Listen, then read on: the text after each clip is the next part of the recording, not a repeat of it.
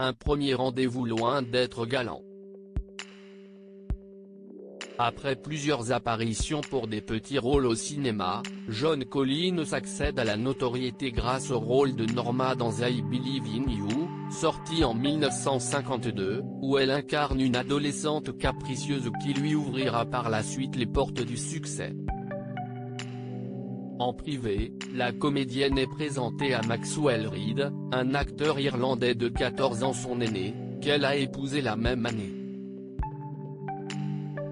Toutefois, si en apparence Joan Collins semble heureuse, il n'est rien. Avant de dire oui à celui qui sera son premier mari, suivront 4 autres par la suite, la star de Dynasty affirme avoir été violée par celui-ci, et ce, dès leur premier rendez-vous.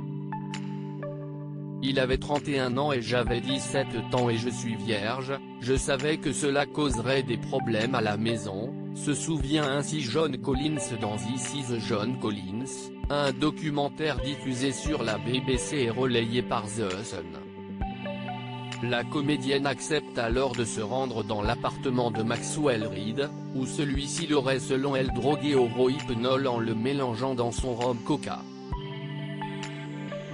La chose suivante dont je me suis souvenu, c'est quand j'étais à plat ventre sur le canapé et qu'il me violait, a-t-elle ainsi affirmé. Quelques mois plus tard, rongée par la honte et animée par la culpabilité, elle acceptera toutefois sa demande en mariage, avant de s'enfoncer dans une relation désastreuse et un mariage malheureux ponctué de nombreuses humiliations. Quand Joan Collins a-t-elle divorcé? La lune de miel a été un fiasco. Nous avions l'air heureux, mais en dessous, j'étais malheureuse, affirme aujourd'hui la comédienne de 88 ans, qui se souvient que son mari avait lors d'une soirée tenté de la louer à un riche cheikh arabe. Max m'a dit, il te paiera 10 000 livres pour une nuit, et je peux même regarder. J'ai regardé mon beau et détestable mari et j'ai commencé à pleurer, a-t-elle ainsi confié.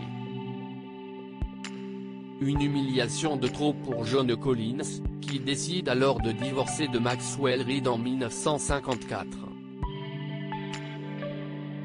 Après une longue bataille judiciaire, durant laquelle le comédien a demandé une pension de 950 livres par mois pour avoir selon lui eu le mérite d'avoir découvert la star, le divorce est finalement prononcé en 1956.